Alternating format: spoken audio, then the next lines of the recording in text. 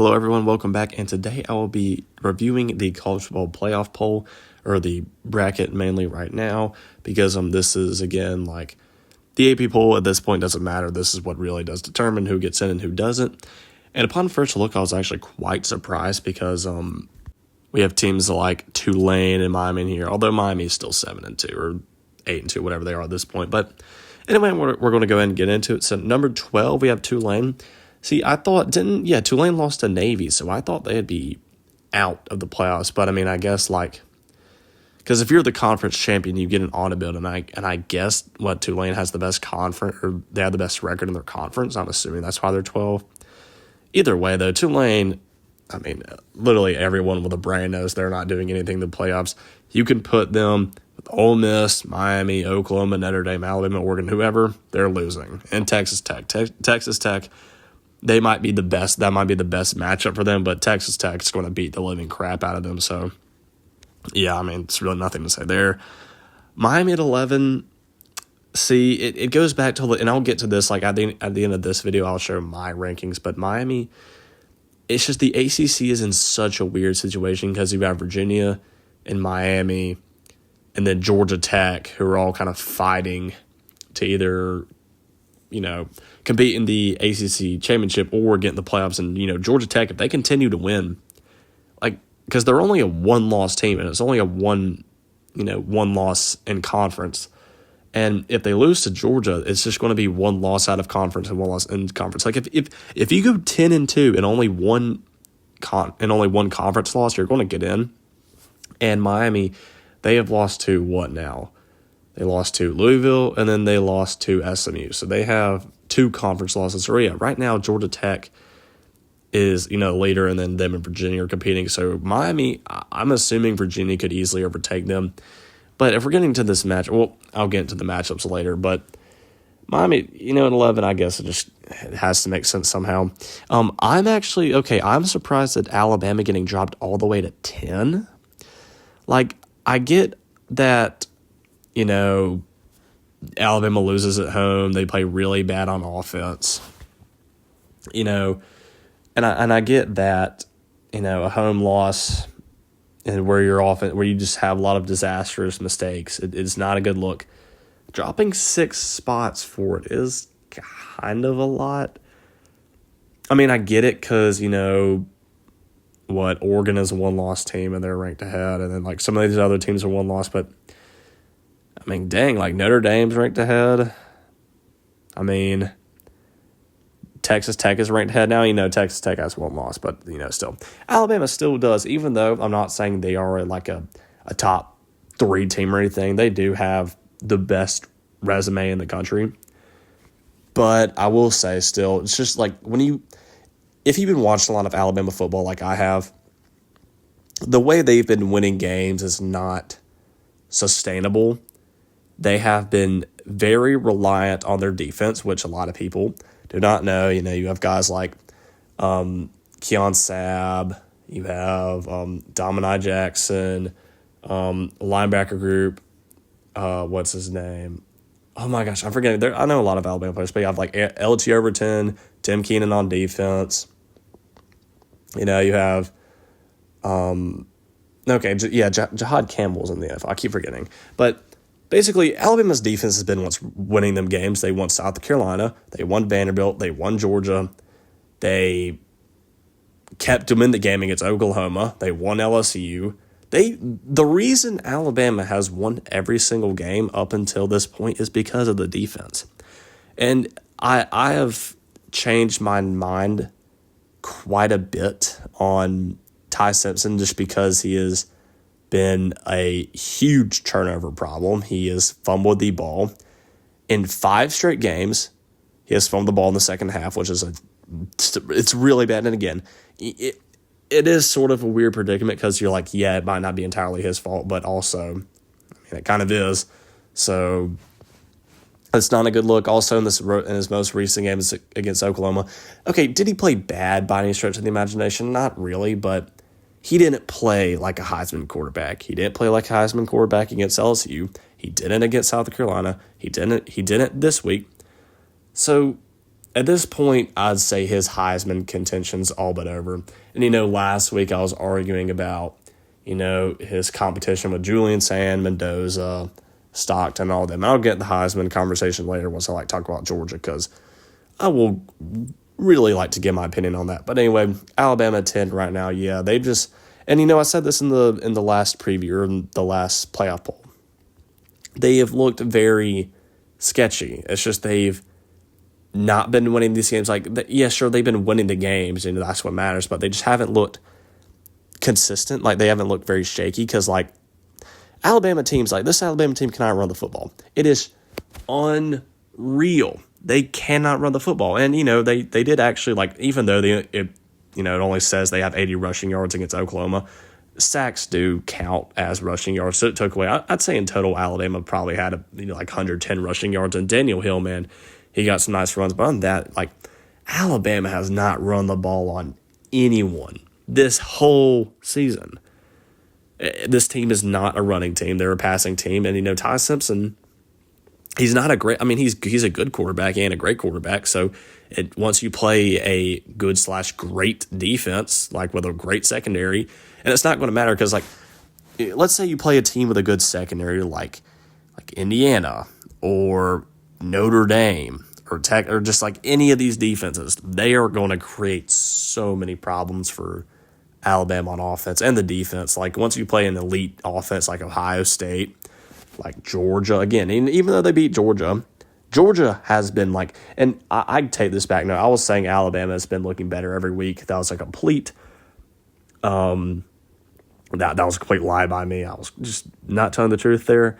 Or, I was wrong, but the team that's really been improving every week is Georgia. They have looked like one of the best teams in the nation, if not one of, potentially the best. We'll have to see how they do in these next couple weeks, but if they just absolutely steamroll Georgia Tech, dude. And let's say when they get in the SEC championship, it depends, because if Alabama wins out, if Georgia wins out, Alabama's going to get in over Georgia because they beat them. But if they get in the SEC championship and play Texas A&M or something and just steamroll them, Georgia's looking absolutely legit right now. But I'll get to them later.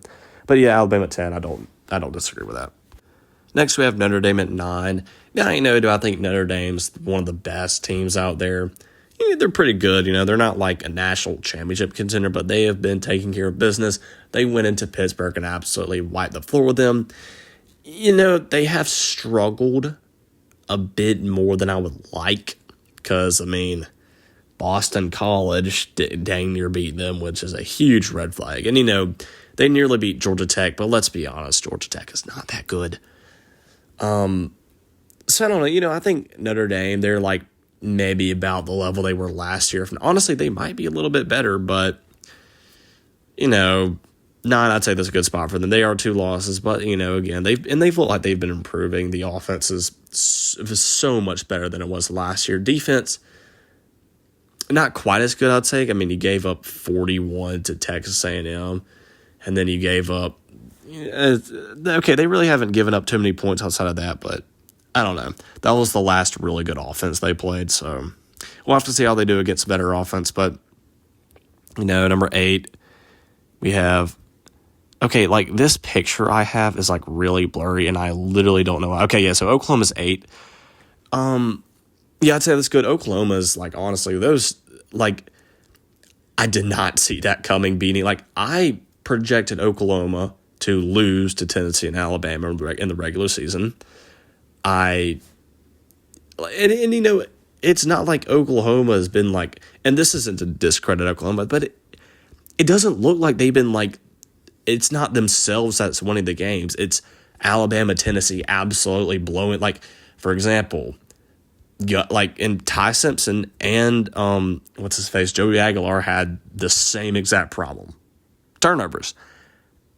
So again, if Tennessee doesn't have a scoop and score, on the board, that and they're going to probably score a touchdown on that drive, that completely changes completely changes the flow of that game. Ty Simpson throws a pick 6. Special teams gives Oklahoma special teams and Ty Simpson's pick six gives Oklahoma 14 points against Alabama. And even the fumble with Ty Simpson had, it gave him, it gave Oklahoma 3 points there too. So it's like Oklahoma didn't, their defenses played okay, more so in the Bama game. They didn't even play that good against Tennessee. I'm going to be honest. They did better in the third quarter, maybe early in the fourth, but Tennessee was mopping the floor with them in the first half, and even late in the fourth quarter. It's just, by then it's all too late. You can't just basically give them the ball, that many times and keep feeding them points and expect to win. And Alabama, it was like Tennessee, but worse because their offense got completely shut down. They had some nice drives here and there, but it's just dude, really? The offensive line, by the way, is a major concern too. Once you play a good defensive line, I don't know. I think Oregon's defense is actually their strong suit this year. Indiana, Ohio State, teams like that, they're going to get cooked, and it's going to cause a lot of problems. And, Ty Simpson, if he's having this fumble problem, he's going to get hit before he knows it. And this is going to wreak havoc. But, whatever I was ranting on about, Oklahoma, they're a good team. Are they great? They're not going to compete for a championship. They'll probably lose, probably before they might make it to semifinals, but they're a good team, but not a championship contender. Okay, next at 7, we have Oregon. Oh my God, I just can't, I can't with this Oregon team. Here's the thing,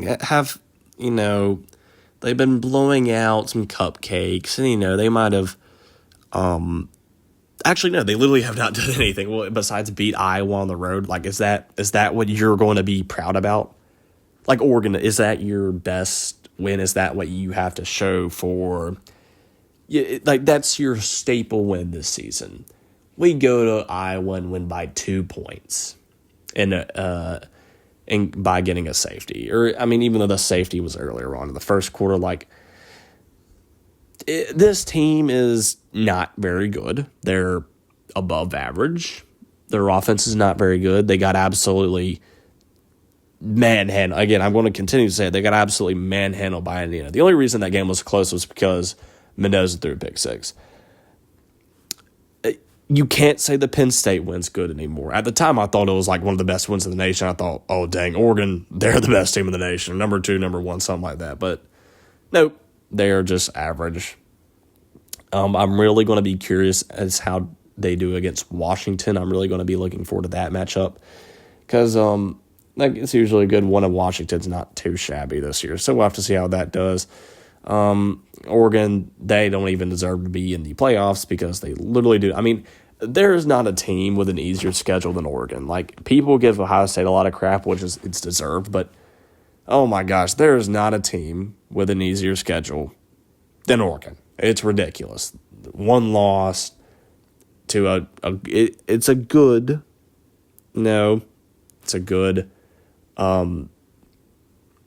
Indiana team, but other than that, okay, who do they play?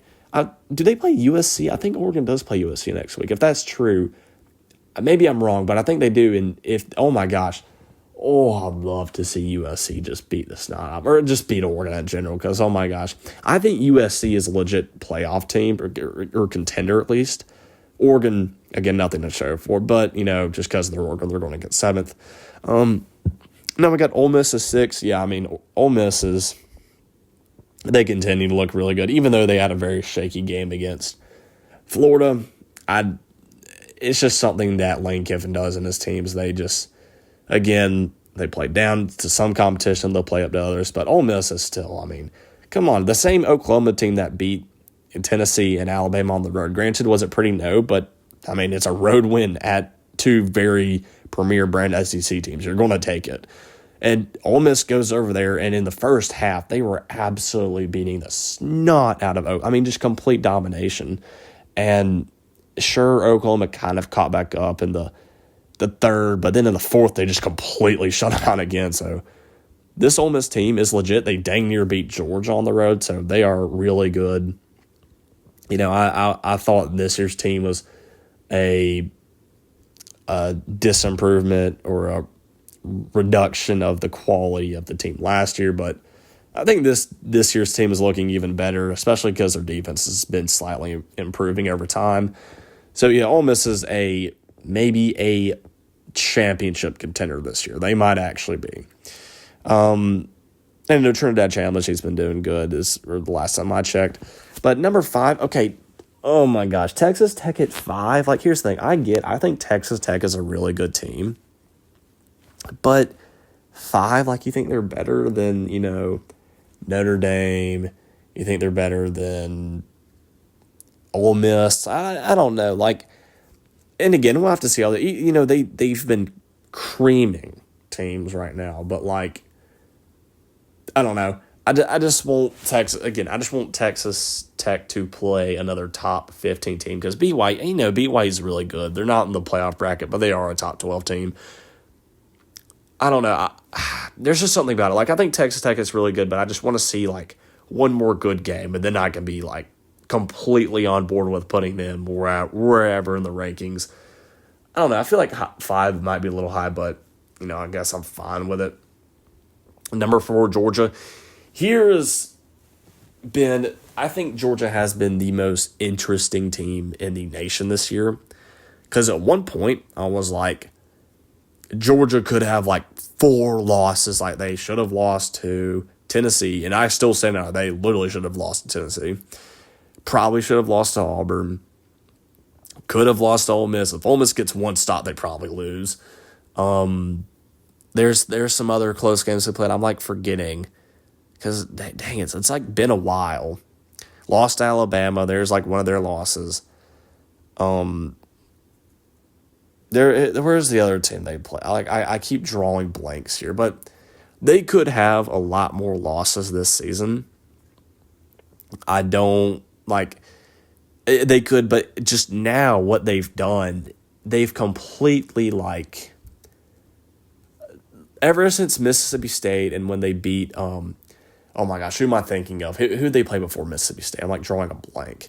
They didn't look pretty. They played, oh my God, yeah, they played Florida. But ever since the Florida game, and it's not easy. I mean, this is the same Florida team that beat Texas. Texas, they ain't a bad team, and Florida, like they've been competing with some teams, even though they got blown up by Kentucky. And it's still a rivalry game, like, and it is an away rivalry game. So going in there, it's not easy. And Georgia goes over there, takes care of business, has the lead, dang near the entire game. Well, okay, no, they did it. They did in the first half. Actually, I take that back. They didn't. But get a nice road win there. Go absolutely demolish Mississippi State. Mississippi State's not a bad team, and they go to play Texas at home, and they absolutely eviscerate them. And Gunnar Stockton, in my opinion, should be the Heisman frontrunner. I don't think there's been a better quarterback of the nation than Gunnar Stockton right now. And here's to all, like, I don't see how these Julian Sand Mendoza's supporters can favor them over Gunnar Stockton.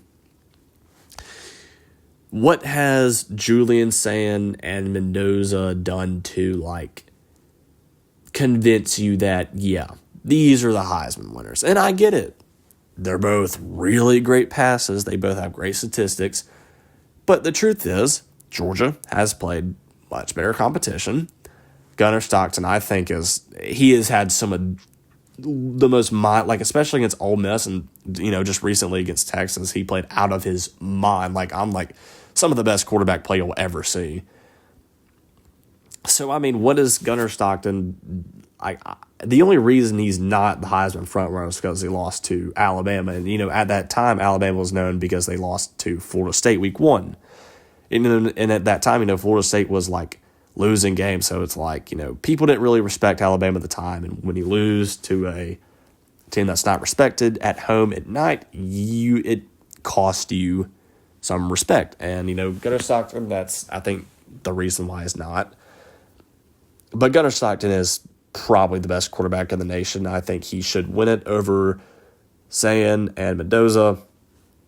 Again, I just cannot take, and again, I'm going to continue to say I think they're great quarterbacks, but Gunnar Stockton has done a lot more to deserve it over them. I think he's earned, I don't believe in deserving. I think he's earned the Heisman.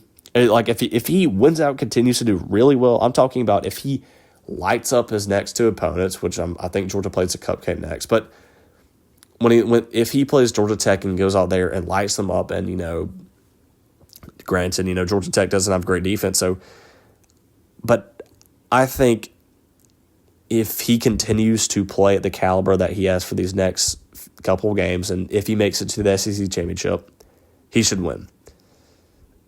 The only way he doesn't is if he has some disastrous performance. And the problem with that is, this is why I really wanted Alabama to beat Oklahoma and for at least Ty Simpson to do really well, was because I knew if Ty Simpson didn't do well, Sand or Mendoza was going to be the Heisman runner, which I really didn't like. I think Gunnar Stockton should be the Heisman winner. So, yeah, that kind of I doubt Gunnar Stockton's going to win it just because of that, but I think he should. There's still a possibility, but Georgia, they have looked like one of the best teams in the nation right now. They have been improving every week now.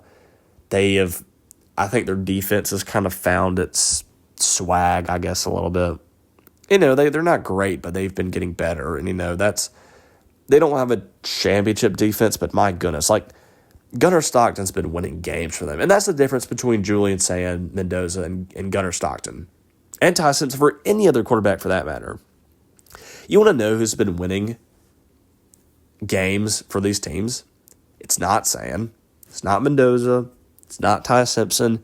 You can maybe say Marshall Reed has, but it's been Gunnar Stockton. He has been the reason Georgia keeps winning games. If he doesn't put up 44, they lose to Tennessee.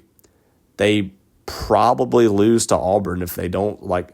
He had to turn around the offense because the offense was getting absolutely shut out in the fourth quarter. And, he's the one with, even though there's so much BS, I'm still never going to forget that Georgia game. As an Auburn fan, I was absolutely, and it should have never happened. But, for Gunnar Stockton to start at the 1 yard line with under a minute left to get a field goal before half against Auburn, that was really impressive. And then, he didn't play great against us, but, he did enough. And he didn't even play bad against Alabama. That's maybe the one game you could say, oh, he didn't play his that good in. But I think he did okay. I mean, again, Alabama just completely controlled possession of that game throughout the first half and the second half. They really didn't have to do anything on offense other than just chew the clock. So I'm not going to take away too much from Gunnar Stockton on that one. But Gunnar Stockton has been the best quarterback in the nation. He's been the reason Georgia's winning games, and I think he should win the Heisman. So there's my take on that. But at number 3 now we have Texas A&M.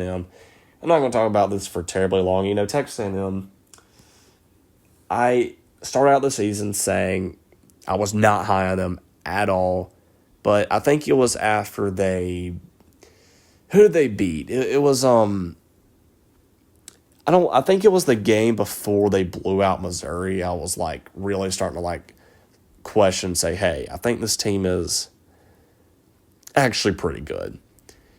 So now I'm at a point where there's a lot of, I went from being very, pessimistic about Texas A&M. Now I'm very, I was optimistic. After they beat the snot out of Missouri, I was like, dang, this team's legit. Because, Alabama, even though I think Alabama should have won by way more against Missouri, they said it was still a 3-point game, and Texas A&M just slaughters them. So I don't know. And this most recent game against South Carolina, it's because one perspective you can say, hey, if they do this against a decent team, they're cooked, which is true. But for them to come back down 27, 30-3 at half, and shut them out in the second half, score 3 touchdowns in the third quarter. And, I've never seen a comeback like that. So it's, proving that, they are still very prone to getting exposed, but they're also resilient. So, I don't know. Texas A&M is a very interesting team because Marshall Reed, he's a good passer. He's not a great passer. But, dude, their offense is so hard to stop. So, I don't know how these defenses like Indiana, Georgia, Ohio State, how they're all going to do against Texas A&M, but I don't know. Texas A&M, the problem is, like, the SEC teams that they've beaten and played are literally all in the bottom half. Like, they don't have a single, I would say, like, top-tier SEC win. But, time will tell. They play Texas, and if they beat Texas really bad, then, that might look good on them. But, if they lose, then it might say a lot, too. So, I don't know. That's going to be a game I'm really looking forward to. But, dang, if Texas wins or gets blown out again or loses, it's going to be like, well, dang, is Texas, like, were they ever good at all this season? And then you could draw that back and say, oh my gosh, was Ohio State's one good win actually even that good? But we'll get into that, later. Number 2, Indiana, again, do I think it's Big Ten biased? Yeah, but, and I'm not even saying that just to try to be like, like I don't like to talk about SEC, Big Ten bias, like stuff like that, but like, I don't see what Indiana has done more than Texas A&M or, Georgia for that matter, other than, because Georgia's one loss is Alabama, who is at this point a rivalry game because they are literally the 2 best programs in college football. And, Alabama's still a top 10 team. Like, Alabama's still very talented, very good team. They're just not elite or great.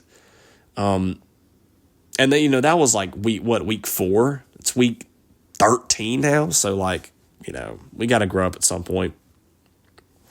I just, like, what's Indiana's best win is, like, what? Oregon on the road. Oregon's, I guess, a decent team, but, like, they're not impressive. They play no one. So, Indiana, they're a good team. Do I think they're the second best team in the nation? No. And, I have Indiana, like, roughly at, like, 2 in my, I think I have them at 2 in my rankings, but I don't know. They do look really good. Like, they've been blowing out teams, but I'm just saying, I think I'm starting to get to the point where I'm going to start putting Texas A&M and Georgia ahead of Indiana because what have they done? And also Ohio State. Like, the only reason I haven't moved to Ohio State this entire season is because they're the reigning national championship winners. And the only way I would rank them down is because of them either 1, looking really bad or 2, losing. And they haven't done either of those things. So, they got to say 1. And that's pretty much my take for Ohio State too, so I'm not really going to get into that. But anyway, so that's my whole really analysis of the playoffs. But if we're talking, I'm going to get into these matchups now actually because I want to talk about them for a little bit. All right, starting off with the Tulane versus Texas Tech. I'm obviously taking Texas Tech in that one. Tulane, they're okay. They're not great. Next, Miami and Ole Miss. Taking Ole Miss. Miami has not looked consistent at all. Carson Beck is mid. Miami's defense, I guess, is okay, maybe. They got weapons, but again, they just looked okay. It depends on how good Gunnar Stockton plays. If he plays really good, then they're a top 10 team, but if he doesn't, they're a fringe top 20 team. So I don't know. Ole Miss has been much more consistent. They have a better offense, I'd say, and their defense has been, being more consistent. So I'd say Ole Miss in that one. And also Lane Kiffin is one of the best coaches in college football. Alabama, Oregon, I'm taking Alabama. Oregon has played no one. Their offense has been struggling. Alabama's defense, I think, would pretty much shut down Oregon. And even though Oregon's defense might give Alabama some trouble, I think they still have the weapons to make stuff happen against Oregon's defense. So I'd take them in that one. Notre Dame versus Oklahoma. Okay, this would be a good one because it depends. Oklahoma has like a top 3 defense. Notre Dame offense improving, but they've shown that they have struggled at some points, although they've been looking better. I don't know. Okay, so I think it really comes down to who has the better offense because, Notre Dame also has a good defense. I think Oklahoma would probably score only 20 points maybe at most in this game. And I could see Notre Dame being able to put up a bit more than 20. So I'd give the edge to Notre Dame. I just think their offense has improved by a lot, so I'd take them in that.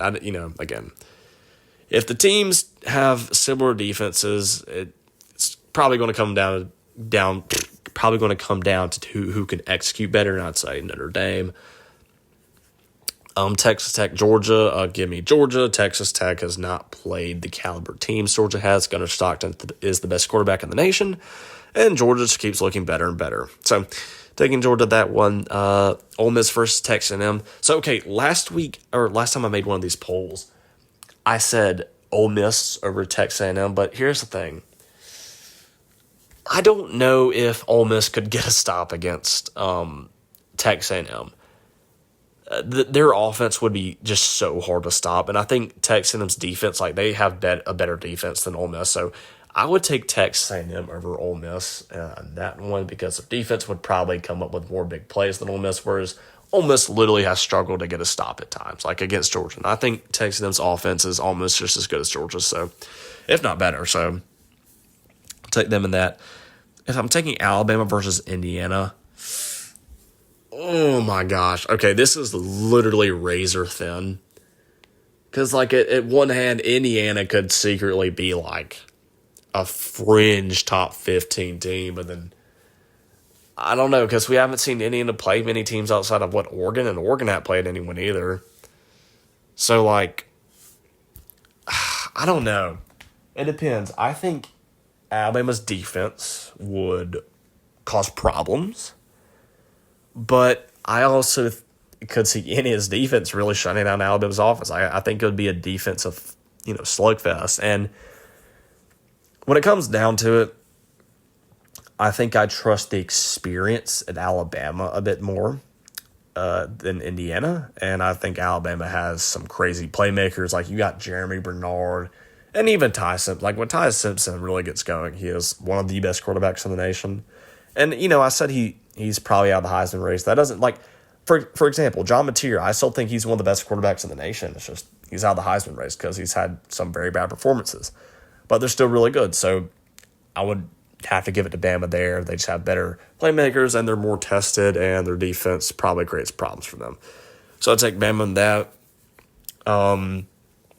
As for Notre Dame versus Ohio State, the rematch, Notre Dame fans, I mean, you can't really, what do you expect out of Notre Dame now? Because, I feel like they do this every year. They always get pretty far. They never make it. They never finish the mile, though, So I'm taking Ohio State, obviously. Their defense would absolutely cause havoc to Notre Dame's offense. I think Ohio State's offense would struggle, but, I mean, you're forgetting, I think people are forgetting who they have on offense. Carnell Tate, Jeremiah Smith, Bo Jackson, Julian Sand, guys like that. Their offensive line's really good, like one of the best in the nation. So, yeah, I mean, I'm taking Ohio State. So, for the quarterfinals on the left side, Georgia and Ohio State, tails all this time. I remember the 2022 game like it was yesterday. But, dude, if I'm choosing, I don't know. I'm really in a Georgia mood today. But at the same time, Ohio State, they just, I don't know. Not terribly long ago, I would have said Ohio State's just on a completely different level. But I'm starting to question that now because, they have, the easiest path outside of Oregon to the playoffs. So, I don't know. I think Ohio State's, just these Big Ten these Big Ten teams just play no one. I'm not even saying that as an SEC fan. I'm not the SEC guy that's going to say, oh, Vanderbilt would, run the tables on Big Ten teams. No, I'm not saying that. I still think Ohio State's probably the best team in the nation, but it's just why is their regular season schedule this easy, man? Are we being for real? So I'm taking Ohio State, but I don't know. Ohio State could be worse than what I think they are. And, because Ohio State was in a similar situation last year. I mean, they had 2 regular season losses last year. But, I mean, they dominated the playoffs, so I don't know. I guess I'm taking Ohio State, but, you never know. Texas A&M and Alabama. Okay, so this is right now. I mean, this is probably going to be the SEC championship, or it depends on how Alabama does against Auburn, which is going to be really interesting for us. But I don't know. This is really freaking tough. Because, like, at one hand, Alabama's offense might get completely shut down, or Marcel Reed might run all over Bama. They might score 30 points. On the other hand, this might be the first SEC team that takes an in place that's actually really good, and they force Marcel Reed to beat them through the air. And they might cause some problems, but what it comes down to is, do I trust Marcel Reed or Ty Simpson more? And I would say I trust Ty Simpson slightly more, because once Marcel Reed gets shut, like you saw it in the first half against South Carolina, he gets completely shut down. Completely. At least with Ty Simpson's never really had a bad game this year. I think he's been more consistent. I'd say the defenses are about even. So when you got to go with quarterback play, and also Kalen DeBoer, Ryan Grubb, great offensive minds. So yeah, just give these slight edge to Alabama. Although I could see it being 35-32. I could see it being 20-17, something like that. So I don't know. That game would be so chaotic. But I'd give the edge to Alabama. So if I'm taking Ohio State and Alabama in the college football playoffs, I'm taking Ohio State. Alabama's offense would get completely shut down. They would have no way of scoring. Their defense would hold up for a little bit, but I think for them, they'd always be on the field. They get worn out. And Ohio State, they'd take over. So, yeah, and I've said this multiple times, like Ohio State's going to be my college football championship until they show to me that they are not. Like, let's say they got here and look really crappy against Michigan, then maybe, yeah. Granted, games like those are rivalry games, but I mean, I'm not going to necessarily judge harshly, but again, Michigan, they ain't that good. I mean, you saw they almost lost to Purdue and they almost lost to Northwestern, so I don't know. But anyway, that's been my poll review of college of week 13, and I will now be sharing my rankings. So I'm really not going to talk about this for too long because I feel like there's not a whole lot to say about this really. And it is a subjective list for the most part, for maybe I don't know, mostly through 12 through 5, I'd say it's pretty subjective. I mean, you could really throw in a lot of teams, rearrange them, whatever, and I really wouldn't care. So I'll just get that disclaimer out of the way. But I'll get into what I mean by the teams that are not in the top 12, like the teams under the the chaos creators category and the close category. I'll get into those in a second. So yeah, for this list, I'm really not going to talk about the actual top 12. But I will be talking about these close and chaos creator categories. So, let's say USC, for example, and I have parentheses legit, is that's because I think USC is a legit playoff contender. I think they might actually be a top 12 team. And I put Michigan because of record, because, Michigan's record is what will get them into the playoffs. They only have one conference loss. They're 7-2, 8-2 now. And they're probably going to get in just because of that alone. If they beat Ohio State, oh my gosh, they're going to get in. Georgia Tech, if Georgia Tech, let's say, beats Miami, or, that I'm thinking of the chaos creators, but let's say, they're probably going to get in the playoffs now, so, yeah, there's them. They're just going to get in because of their record, even though they're really not a top 12 team. But I really want to talk about these chaos creators, because here's the thing. The games that these teams will play could have an absolutely wild impact on the top 12. Last year it was Alabama, Ole Miss, South Carolina, SMU, Clemson, teams like that. This year it's Texas, Vanderbilt, Virginia, Miami, and maybe a couple other teams. But I want to talk about these teams because there are going to be some key games that are going to be played in here. First off, Texas. If they win out and beat Texas A&M, is there a legit argument that Texas gets in the playoffs? Again, they have one out of conference lost to the best team in the nation, the number one team in the nation, and they have two conference losses, one being on the road, both of them being on the road. And if they win out, did they get in? I mean, SMU last year, they had how many they had 3 losses last year.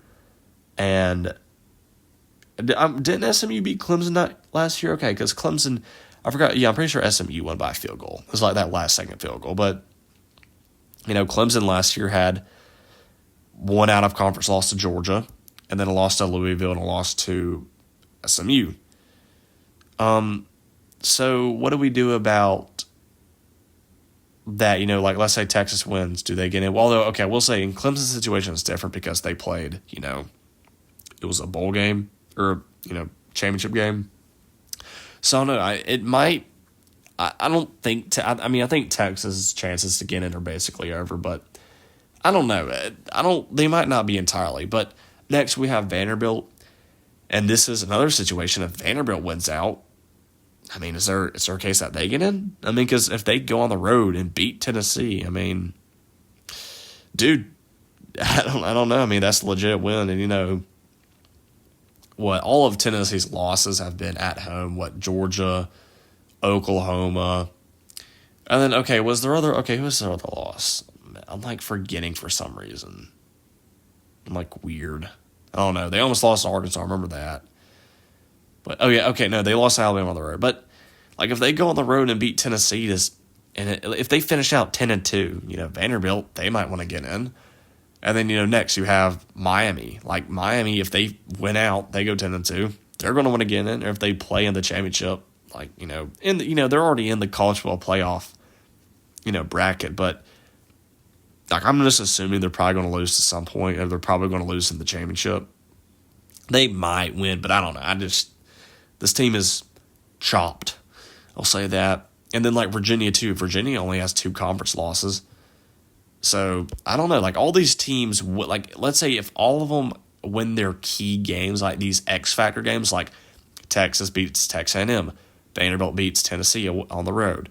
If Virginia wins out and if Miami wins out, it's going to cause such chaos for deciding who gets in.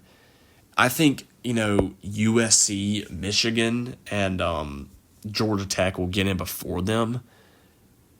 But I don't know. Them winning might cause havoc. But anyway, this video has been going on for a long time, and I just wanted to chirp on that for a little bit. And if you made it this far, thanks for watching, and I will see you all in the preview.